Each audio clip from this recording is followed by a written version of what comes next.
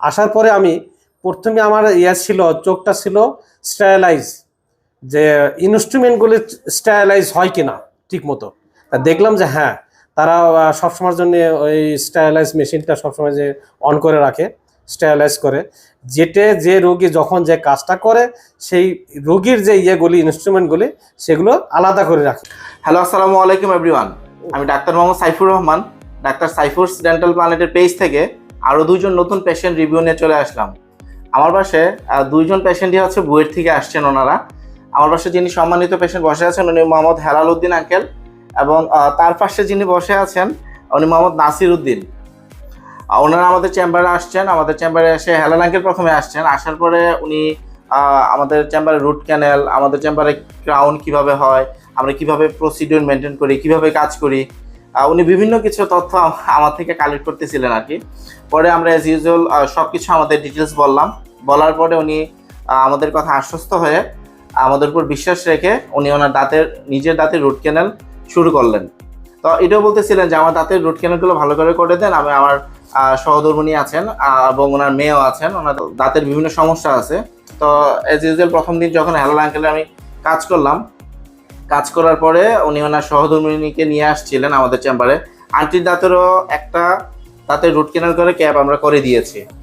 এখন আমাদের যিনি স্পেশাল দুজন পেশেন্ট যারা বুয়েট থেকে আমাদের উপর বিশ্বাস রেখে এত দূর থেকে আমাদের চেম্বারে আসছেন, ওনাদের মুখ থেকে আসলে অভিজ্ঞতার কথা শোনা যাক যে ওনারা আমাদের চেম্বারে আসার পরে ওনাদের আসলে এক্সপিরিয়েন্সটা কীরকম হয়েছে, ওনাদের প্রত্যাশা কীরকম ছিল, প্রত্যাশা অনুযায়ী কতটুকু প্রাপ্তি ওনারা আমাদের চেম্বার থেকে নিয়ে যেতে পারতেছেন। জি মিস্টার হেলাল আঙ্কেল, আপনি যদি আসলে বলতেন।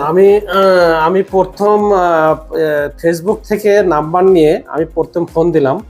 ফোন দেওয়ার পরে ডক্টর সাইফুর রহমান সাহেবের সাথে কথা হলো যে আপনার ওখানে কি অবস্থা, কি রকম। তো উনি বলছে যে আপনি আসে দেখেন। তারপরে আমি আসছি।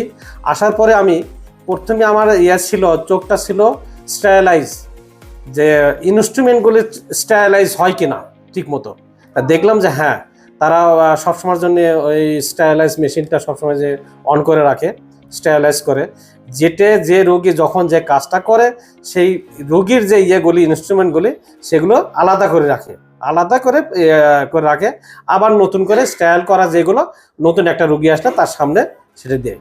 তা আমি ওনাদেরকে জিজ্ঞেস করি যে আপনারা কীরকম করেন, কেমন করেন, কি অবস্থা, সবগুলো আমি তথ্য নিলাম। তা দেখলাম যে আমার কাছে ওনাদের কথা বা ওনাদের ইনস্ট্রুমেন্ট, ওনাদের কাজকর্ম আমি স্যাটিসফাই।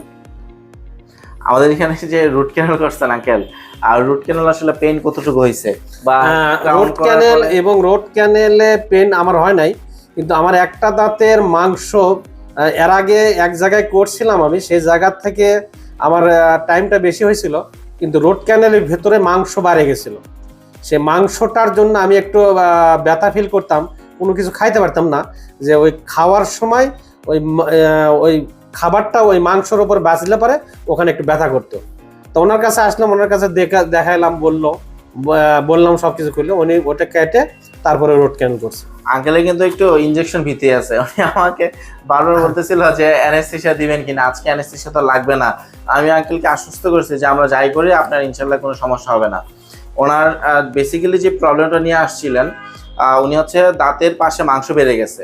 এই দাঁতটাতে সম্ভবত বেশ কিছুদিন না, কয়েক মাস আগে রুট ক্যানেল উনি অন্য জায়গায় শুরু করছিলেন, বাট ওই রুট ক্যানেলটা উনি কমপ্লিট করায় নাই। দ্যাটস ওয়াই দাঁতের পাশে মাংস বেশ অনেকখানি বেড়ে যাওয়াতে আমরা বললাম যে আঙ্কেল কোনো সমস্যা হবে না, দাঁতটা ফেলতে হবে না, আমরা রুট ক্যানেল করে আপনাকে ক্যাপ করে দিব। আলহামদুলিল্লাহ আজকে ওনার জার্নিটা শেষ আমাদের চেম্বারে, আজকের মতো শেষ। তো আমরা পেশেন্টের মুখ থেকে যখন শুনি যে উনি আমাদের কাজকর্ম অ্যাক্টিভিটিস বা স্টেরিলাইজেশন নিয়ে খুব হ্যাপি, আমাদের নিজেরও খুব ভালো লাগে। আমাদের পাশে যিনি আরেকজন বসে আছেন উনি মোহাম্মদ নাসির উদ্দিন আঙ্কেল। উনি আজকে হেলাল আঙ্কেলের তো আজকে শেষ দিন, তো শেষ দিন হিসাবে উনি আসছেন আর কি, যে একটু দেখার জন্য যে আসলে কি অবস্থা, কি রকম ভাবে কাজ করি। চলেন আমাদের পাশে যে আরেকজন পেশেন্ট বসে আছে ওনার মুখ থেকে শোনা যাক যে উনিও তো আমাদের চেম্বারে স্কেলিং করিয়েছেন, একটা দাঁতে ফিলিং করিয়েছেন। তো আমাদের চেম্বারে অল্প কিছুক্ষণের অভিজ্ঞতা হয়েছে ওনার। তো আসার পরে কিরকম একটু অভিজ্ঞতা হয়েছে আঙ্কেলের মুখ থেকে একটু শুনি। আমি মোহাম্মদ নাসির উদ্দিন, বুয়েটে ইলেকট্রিক্যাল ডিপার্টমেন্টে কর্মরত আছি। আমার কলিগ উনি দাঁতের ডাক্তারের কাছে আসবেন শুনে আমি ওনার সাথে আসি।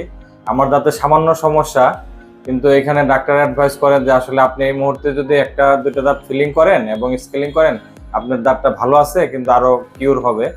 এবং ওই কথায় আশ্বস্ত হয়ে আমি প্রথম অবস্থায় মানে দর্শনার্থী হিসেবে আইসেও আজকে ওনাদের সেবাটা নিছি এবং আমি ওনাদের সেবা আসলে স্যাটিসফাইড যে ওনারা যত্ন নিয়ে কাজ করছেন।